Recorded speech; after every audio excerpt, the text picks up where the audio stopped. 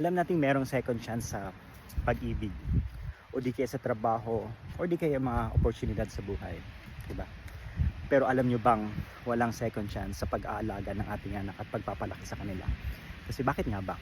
Isang beses lang sila dadaan sa stage na newborn kung saan tayo puyat, pagod. Isang beses lang sila dadaan sa stage na lagi mo silang karga. Isang beses lang sila dadaan sa stage na kung saan sobrang kulit nila na lagi ka nilang hinahanap na hindi ka nakapagpahinga. Next thing you know, grade school na sila. Then later on, teenager. Kung alam mo namang mas gusto ng teenager kasama ko lang kaibigan. Then later on, college. Then may kanya-kanya na silang buhay. Okay? Then, hindi mo mapapansin, sobrang bilis ng panahon bilang, ano nga bang ginawa ko nung oras na yon? Namimiss mo agad ko ano yung moment na yon. Namimiss mo na ang bilis pala ng oras, di ba? So, importante sa atin na makipag-bond with them, create core memories, spend time, cherish every memory, be present. Hindi yung nandiyan ka nga, sa cellphone ka naman. Alam ko meron tayong mga trabaho, kaya importante sa atin mag-meet time with them.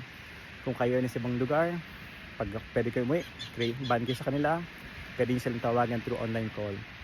Kasi once lumaki sila, ang talagang maalala lang nila is actually the beautiful memories. Hindi naman kung magkano ginastos nila o gastos na that time, kundi yung memories. Di ba?